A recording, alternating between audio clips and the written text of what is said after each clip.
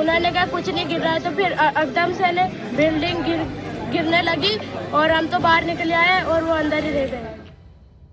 रोती बिलखती माएं, भागते दौड़ते लोग, एम्बुलेंस का रूह कपा देने वाला सायरन, और इन सबके बीच 7 बच्चों की मौत।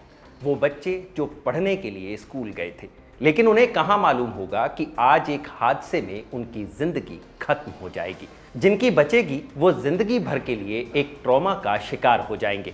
ये राजस्थान से आई तस्वीरें हैं।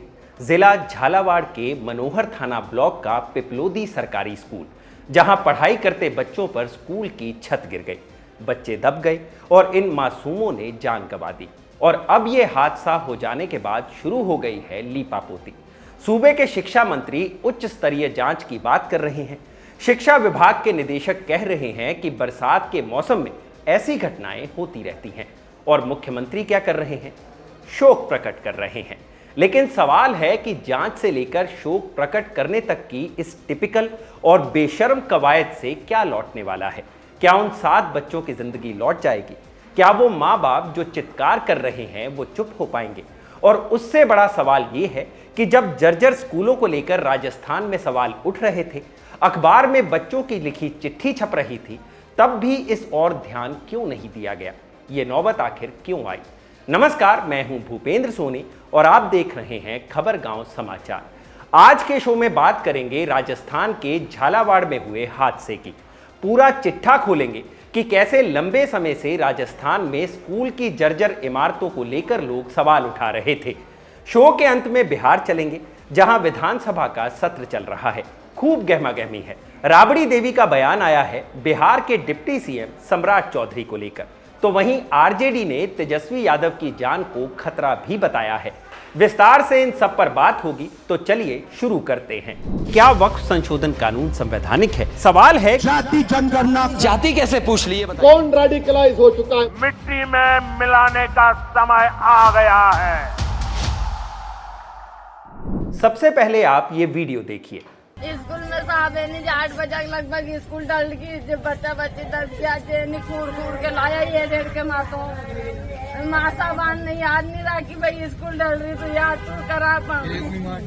कितना पुराना स्कूल था? स्कूल बहुत पुराना है सर भाई साहब। वीडियो में जिस महिला को आपने रोते सुना, उनके घर के 2 बच्चों ने जान गंवाई है। महिला ने बताया कि दोनों उनके देवर के बच्चे थे, जिनकी मौत स्कूल की छत गिरने से हो गई। अब जरा विस्तार से ये खबर जान लीजिए। राजस्थान में एक जिला है झालावाड़, सियासी तौर पर चार्ज इलाका। इसी झालावाड़ में पड़ता है मनोहर थाना ब्लॉक, जहां पिपलोदी गांव है। इसी गांव में राजकीय उच्च प्राथमिक स्कूल है। स्कूल में 8वीं क्लास तक की पढ़ाई होती है। 25 जुलाई दिन शुक्रवार की सुबह हर दिन की तरह बच्चे अपनी पीठ पर बस्ता लादे स्कूल पहुंचे। स्कूल की घंटी बजी और बच्चे प्रार्थना के लिए लाइन में लग गए। बारिश की वजह से बाहर के बजाय स्कूल के अंदर ही प्रार्थना की लाइन लगी। लेकिन 7:40 पर बच्चों पर अचानक स्कूल की एक छत गिर गई। 30 से ज्यादा बच्चे मलबे के नीचे दब गए। स्कूल में 2 शिक्षक भी थे, लेकिन जहां छत गिरी वहां शिक्षक नहीं थे, बल्कि स्कूल के बाहरी हिस्से में खड़े थे। छत गिरते ही चीख पुकार मच गई। आसपास के लोग भागे भागे स्कूल में पहुंचे। मलबा हटाया जाने लगा। बच्चों को मलबे से बाहर निकालने की कोशिश शुरू हो गई। कुछ ही देर में एम्बुलेंस भी पहुंच गई। बच्चों को निकालकर मनोहर थाना हॉस्पिटल पहुंचाया गया। दैनिक भास्कर की रिपोर्ट के मुताबिक मनोहर थाना हॉस्पिटल के हवाले से लिखा है कि मौके पर ही 5 बच्चों की मौत हो गई थी। 2 बच्चों ने इलाज के दौरान जान गंवाई। जान गंवाने वाले बच्चों की उम्र 14 से 16 साल के बीच बताई जा रही है। घायल बच्चों का इलाज चल रहा है। इस हादसे पर राष्ट्रपति द्रौपदी मुर्मू, प्रधानमंत्री नरेंद्र मोदी और लोकसभा में नेता प्रतिपक्ष राहुल गांधी ने शोक जताया है। बयान राजस्थान के शिक्षा मंत्री मदन दिलावर का भी आया है। सुनिए उन्होंने क्या कहा।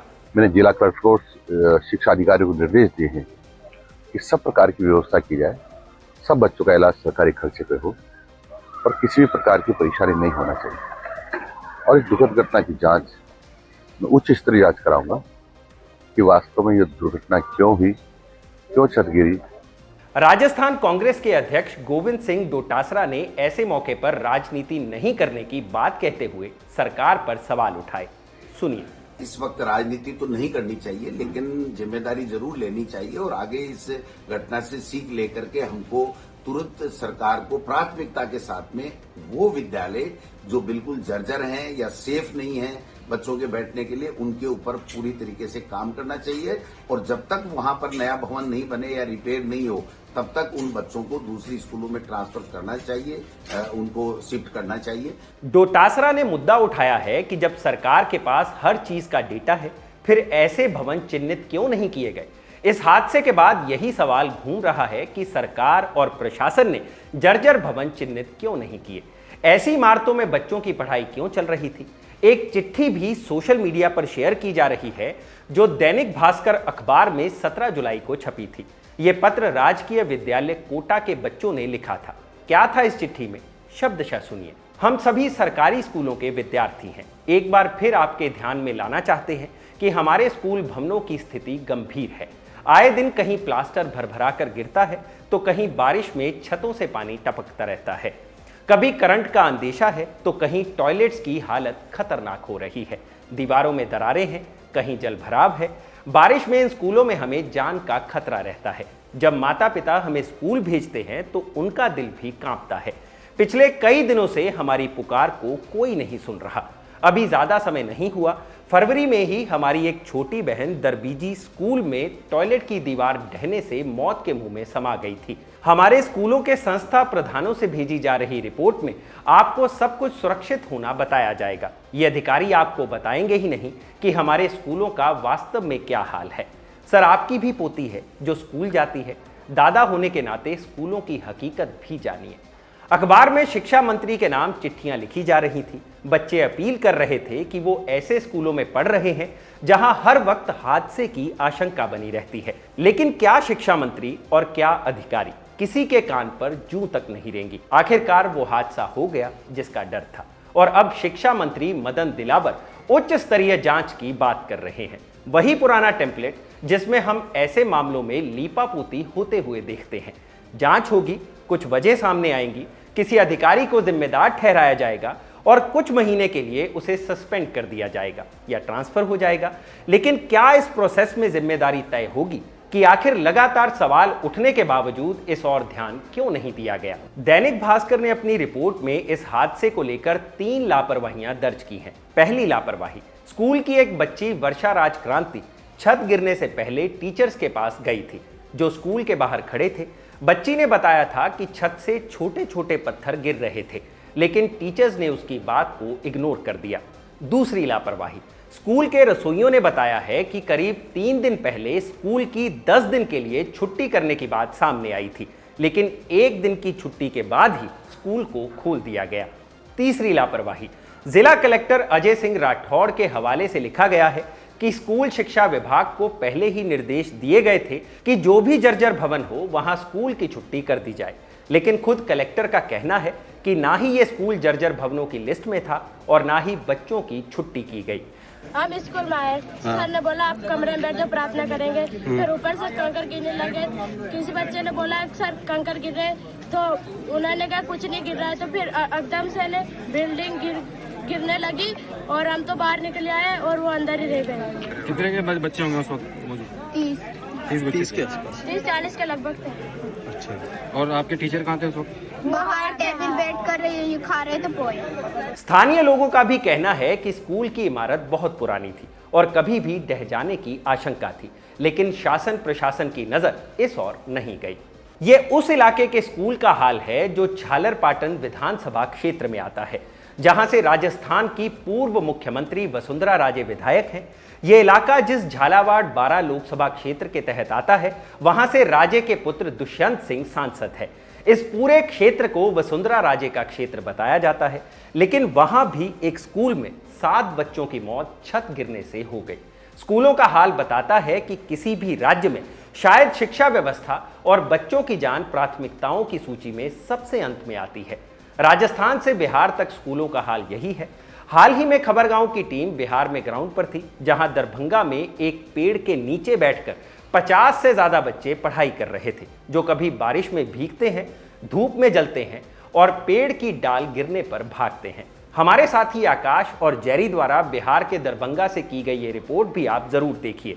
लिंक डिस्क्रिप्शन में मिल जाएगा और कमेंट बॉक्स में बताइएगा अपनी राय भी।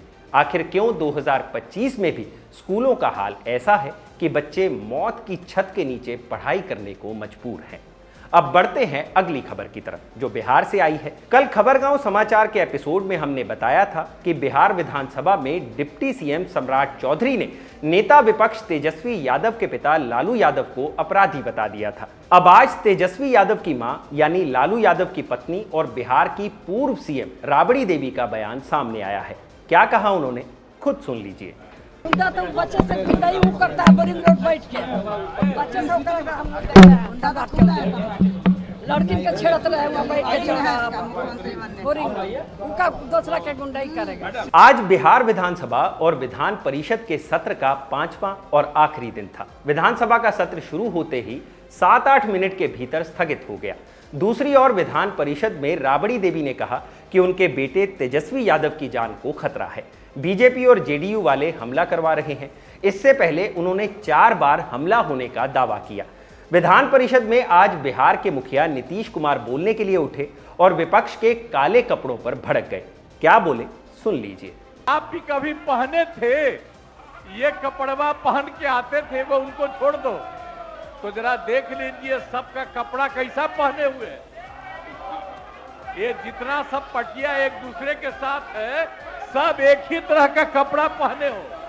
आज तक दूसरे साल कभी एक दूसरे तरह से नहीं निकले थे, अब अभी अपना एक ही तरह का कपड़ा पहने हो, इसी तरह से कर रहे हो, तो एक बात तो क्लियर कट आ गया। अरे क्या है।